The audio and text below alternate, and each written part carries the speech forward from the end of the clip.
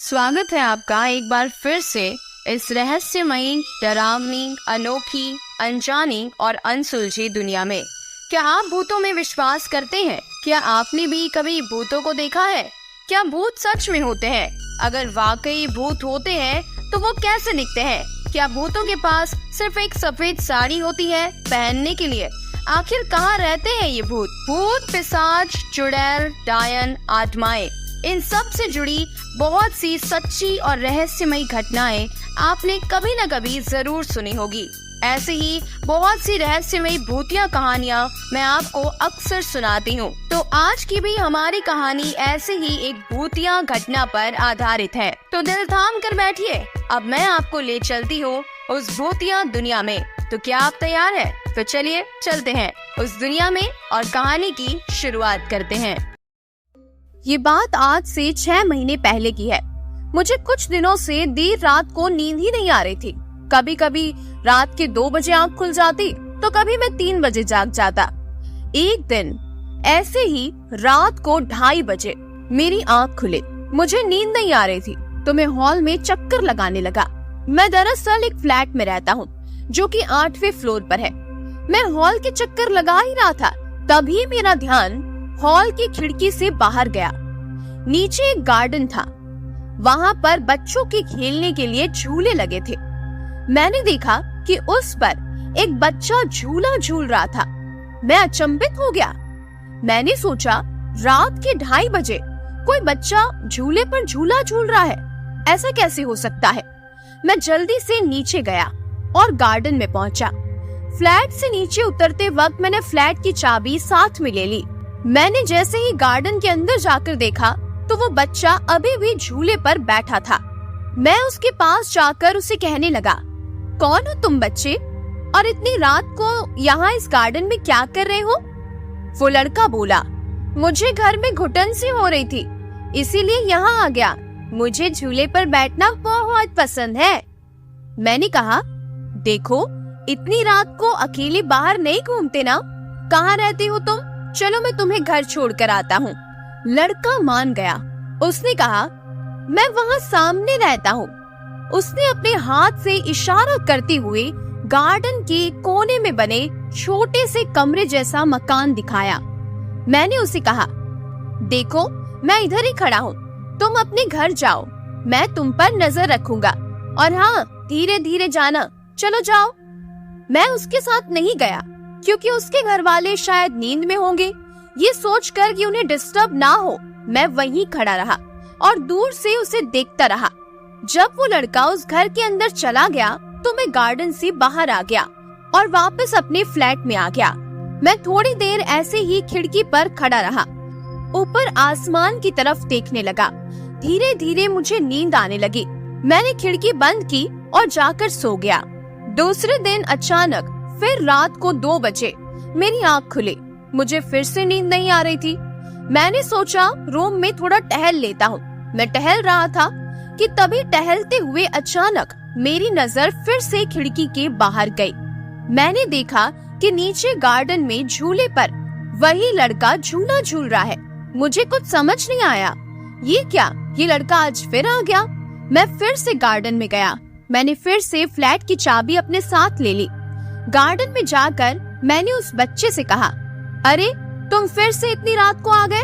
लड़का कहने लगा, मुझे घुटन होती है घर में, इसीलिए यहाँ आ जाता हूँ। मैं सोच में पड़ गया, अजीब लड़का है, अपने ही घर में घुटन होती है इसे। मैंने कहा, तुम्हारे घर में ऐसा क्या है कि तुम्हें घुटन महसूस हो रही है? उस लड़के ने कहा, मेरा घर बहुत छोटा सा है, पंखा भी नहीं है, इसीलिए रोज रात को मैं यहाँ आ जाता हूँ।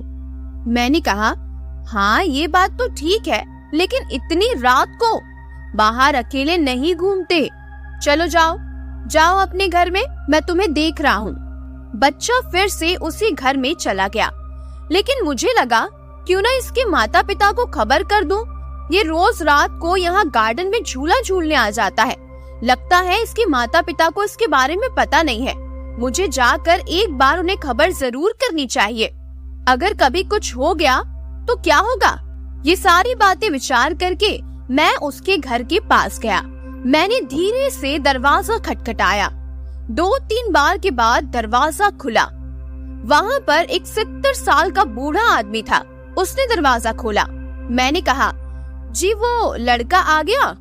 बूढ़े आदमी ने कहा, कौन हो तुम और किस लड़के की बात कर रहे हो? मैंने कहा, अरे अभी तो आया, इधर झूले पर खेल रहा था, मैंने ही उसे समझा कर इधर भेजा था। अंदर नहीं आया क्या वो? पता नहीं क्यों उस बूढ़े आदमी को बहुत गुस्सा आ गया। वैसे भी रात के तकरीबन 3 बज रहे थे, वो थोड़ा नींद में ही था। उसने गुस्से में कहा, जब इधर मेरे सिवा कोई रहता ही नहीं है तो कोई इधर कैसे आ सकता है? कौन हो तुम और इस वक्त क्यों परेशान कर रहे हो मुझे? मैंने कहा, जी मैं ये सामने वाला फ्लैट है ना, नर्मदा हाइट्स, यहाँ पर 8वें फ्लोर पर रहता हूँ। बूढ़े आदमी ने कहा, हाँ तो वहीं अपने फ्लैट पर जाओ ना, जाके सो जाओ, मेरा दिमाग मत खाओ, समझे? मैंने कहा, लेकिन वो लड़का कहाँ गया? इसके जवाब में उस बूढ़े आदमी ने गुस्से से जोरदार मेरे मुंह पर दरवाजा बंद कर दिया। मेरा माथा ठनका, आखिर वो लड़का गया कहाँ? मैं सोच में पड़ गया। मैंने उस लड़के को तो इसी घर में जाते हुए देखा था, फिर ये बूढ़ा आदमी मुझसे झूठ क्यों बोल रहा है? मैंने मोबाइल फोन में टाइम देखा, करीब रात के 3:14 हो रहे थे। मैंने सोचा, लगता है रात को मुझे भ्रम हुआ होगा, हो सकता है वो किसी और घर में गया हो और मुझे ये घर नजर आया हो। मैं फिर सोच में पड़ गया, लेकिन तभी मुझे ये ख्याल आया कि नहीं यार, मैंने तो इसी घर को देखा था और कल भी तो देखा था, आज भी देखा, वो लड़का इसी घर में गया था। आखिर ये कैसे हो सकता है? यही सोचते सोचते मैं अपने फ्लैट में वापस आ गया और थोड़ी देर खिड़की पर खड़े रहने के बाद जब मुझे नींद आने लगी, मैं फिर से जाकर सो गया। दूसरे दिन सुबह जब मैं उठा, मेरे मन में यही सवाल दौड़ता जा रहा था, आखिर वो लड़का गया कहाँ? मुझे ऐसा लगा कि मुझे उस घर में जाकर उस बूढ़े आदमी से एक बार दोबारा बात करनी चाहिए, उसे पूछना चाहिए। मैं उस घर के पास जाकर धीरे धीरे दरवाजा खटखटाने लगा। फिर से उसी बूढ़े आदमी ने दरवाजा खोला।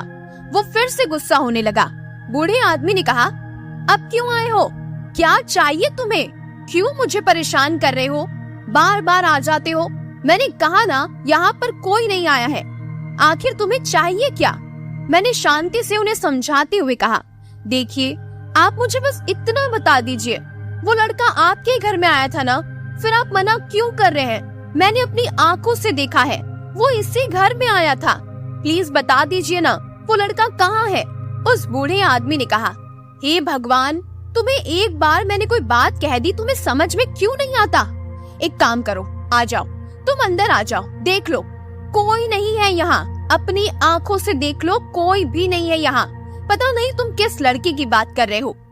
मैं अंदर गया, वहाँ थोड़ा सामान था पर कोई भी नहीं था। तभी मैंने देखा कि वो बूढ़ा आदमी कुछ सोच रहा था और अचानक से वो बोला, एक बात बताओ, वो लड़का झूले पर बैठा था ना? मैंने कहा, हाँ वो झूले पर बैठा था, और वो भी रोज रात को। मैं उसे जाकर यही समझा रहा था कि तुम इतनी रात को झूला झूलने क्यों आते हो, और उसने कहा कि ये उसका घर है और मैंने उसे इस घर में आते हुए भी देखा, बस इसीलिए मैं आपसे पूछने के लिए आ गया था। तभी उस बूढ़े आदमी ने कहा, तो ये वही है जो मैं सोच रहा हूँ। दरअसल रात को मुझे कभी कभी झूले के हिलने की आवाज आती है। मैं जब भी दरवाजा खोल कर देखता हूँ तो बाहर कोई नहीं होता। मैंने भी कई बार गार्डन से झूला झूलने की आवाज को सुना है, लेकिन मुझे कभी कोई नजर ही नहीं आया। लेकिन 1-2 बार मैंने भी किसी छोटे बच्चे को उसी गार्डन में झूला झूलते हुए देखा है। जब मैंने वहाँ पास जाकर देखा तो अचानक से वो बच्चा गायब हो जाता था। मैंने चौंकते हुए कहा, क्या सच में? उस बूढ़े आदमी ने कहा, हाँ।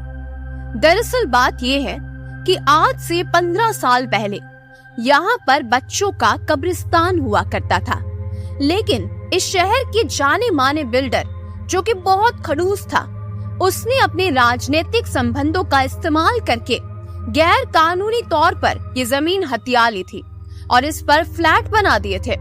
बाजू वाले फ्लैट में मैं चौकीदार हूँ और तुम्हारा जो फ्लैट है ना, और ये सभी जो फ्लैट है, ये सभी इसी कब्रिस्तान पर बने हैं। मैं भौचक्का सा रह गया। मेरे मुंह से कोई शब्द ही नहीं निकल रहे थे। मैं चुपचाप घर आ गया। मैं पूरे दिन बस यही सोचता रहा कि मैंने जिस लड़के से बात की, क्या वो एक आत्मा थी? उस लड़के की रूह थी? क्या वो लड़का एक भूत था? मैं बहुत ज्यादा डर गया था। मुझे कुछ समझ नहीं आ रहा था। एक बार आप खुद सोचिए, अगर आप मेरी जगह होते और आपने किसी लड़के के भूत से, किसी की आत्मा से बात की होती, तो आपको कैसा लगता? यही सोचते सोचते रात हो गई। आज रात को तो मुझे बिल्कुल नींद नहीं आ रही थी। ऐसे करते करते रात के 2:30 बज गए। मैं बस यही सब कुछ सोच रहा था। मुझे कुछ समझ नहीं आ रहा था। तभी मैंने हिम्मत करके फिर से खिड़की पर जाकर देखा और मैं देखकर डर गया। और जैसे ही मैंने खिड़की के बाहर देखा, मैं कांप गया, क्योंकि आज भी वो लड़का उसी झूले पर झूल रहा था। वो ऊपर मेरी खिड़की की तरफ ही देख रहा था और बहुत ही अजीब तरीके से हंस रहा था। मुझे कुछ समझ नहीं आया, लेकिन फिर भी मैंने हिम्मत की। मैंने सोचा कि मुझे जाकर उस लड़के से बात करनी चाहिए, ये जानते हुए भी कि वो कोई इंसान नहीं है, बल्कि उस लड़के का भूत है। फिर भी मैं हिम्मत करके दोबारा उस गार्डन में गया, उस बच्चे के पास गया और उससे बात करने की कोशिश की। मैंने डरते हुए, सहमते हुए उससे कहा, अरे तुम फिर से यहाँ? क्यों बार बार यहाँ आते हो? तुम पर खतरा हो सकता है ना? इतनी रात को तुम्हें यहाँ नहीं आना चाहिए बच्चे। तभी वो लड़का बोला, मेरा घर बहुत छोटा है, मैंने आपको बताया ना, पंखा भी नहीं है, बहुत घुटन महसूस होती है, इसीलिए मैं बाहर आ जाता हूँ। मुझे डर लगने लगा। मैं मन ही मन सोचने लगा कि इससे बात करके कोई फायदा नहीं होगा, इसीलिए मैं चुपचाप दोबारा अपने फ्लैट में आ गया। मुझे पूरी रात नींद नहीं आई। दूसरे दिन मैंने मेरे पापा को ये सारी बात बताई। वो भी इन बातों को सुनकर चौंक उठे।